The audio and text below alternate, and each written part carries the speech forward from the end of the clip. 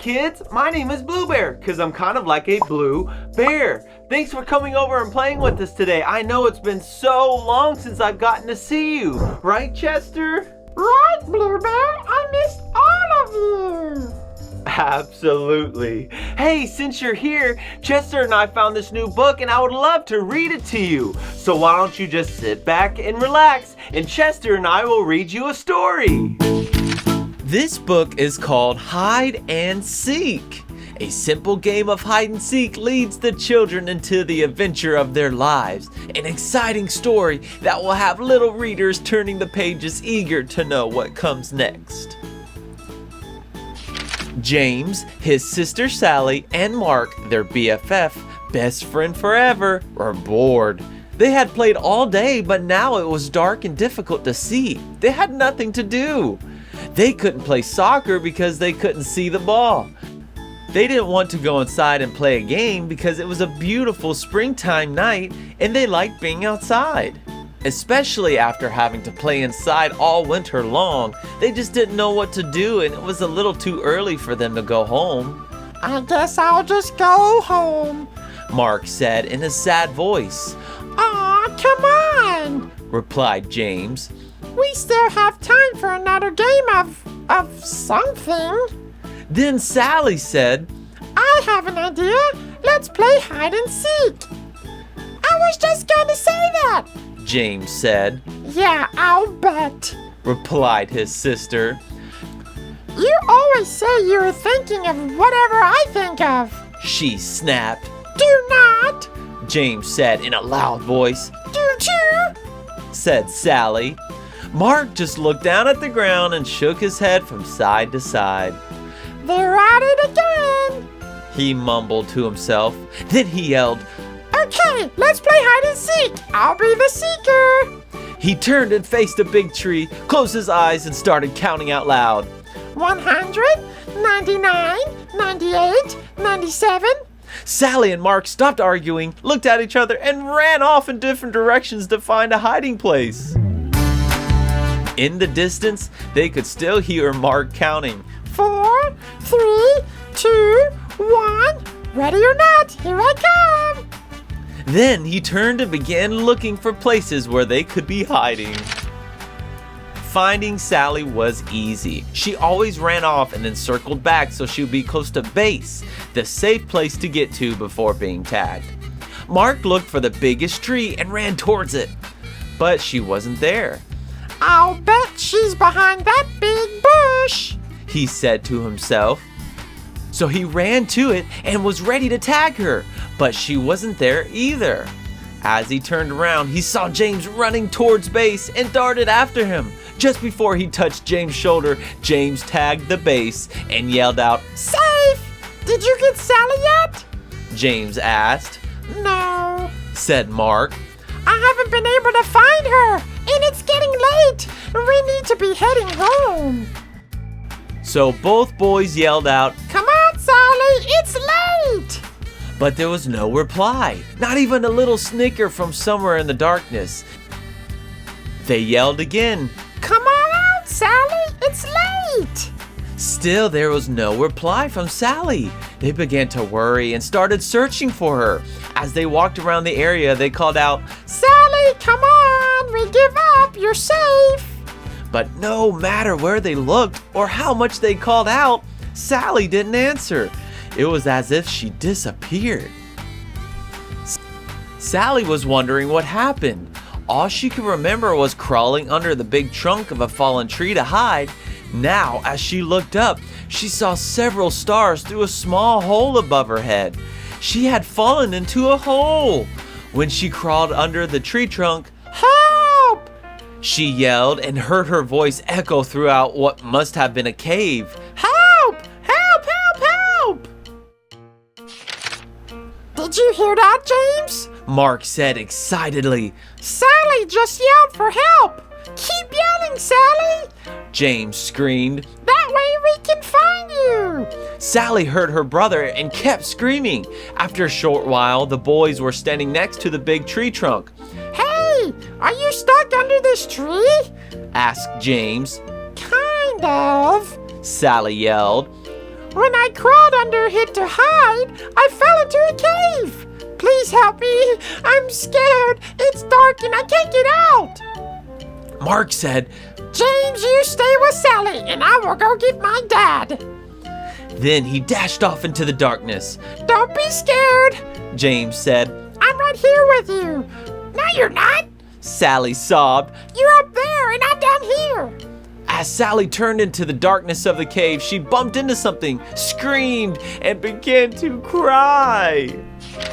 What's wrong? James yelled. There's something down here with me, Sally replied in a shaky voice. Just then, Mark and his dad came running through the woods. Mark's father knelt down and asked Sally if she was okay. He could hear her crying and sobbing. Sally, are you hurt? He asked. No, She said. but I'm scared, and there's something down here with me. Stand back, Sally. I am lowering a rope, and I will be down there in a second. Mark's dad tied the rope to the tree, found the hole under the tree trunk, wiggled a bit, and lowered himself into the cave.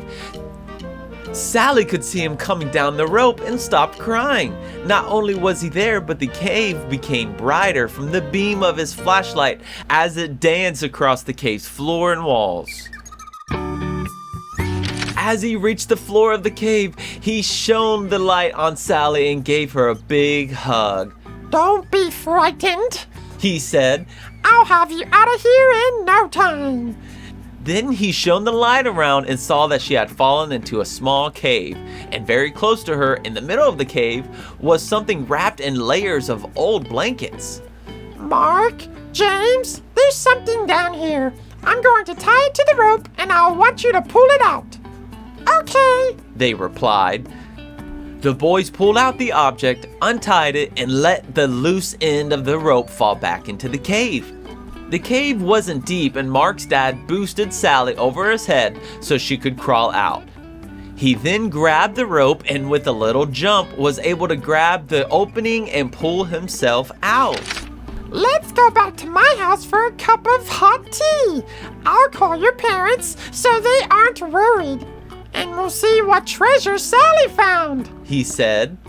When they got to Mark's house, they sipped their tea and began unwrapping the treasure. They carefully peeled off the layers of old blankets and cloth to reveal a wooden box. They slowly opened it and stared in amazement. Oh my! Sally said in disbelief. I don't believe what I'm seeing. The boys and Mark's father just stared.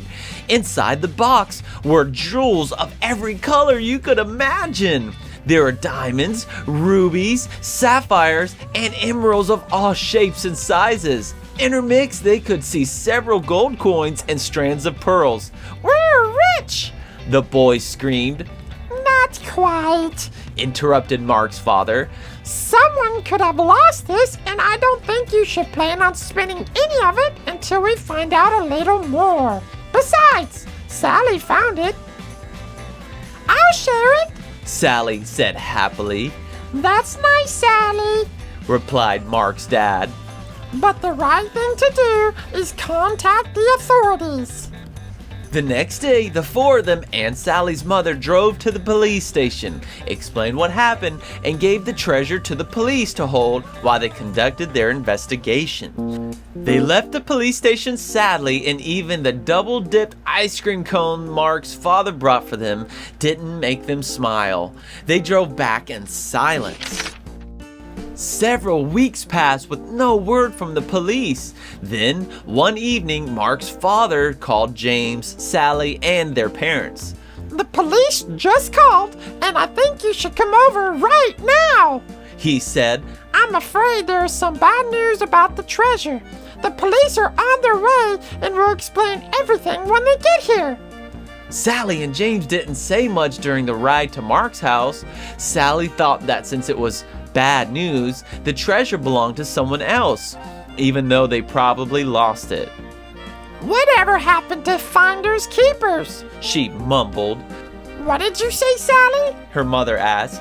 Oh, nothing, Sally replied. Then she let out a long, sad sigh that echoed through the car. When they arrived at Mark's house, the police were there with the treasure box. As Sally entered, the captain introduced himself and said, Sally, this is yours. Your parents need to sign some papers, but the box and its contents are yours. Sally, Mark, and James shrieked with joy and danced around the room.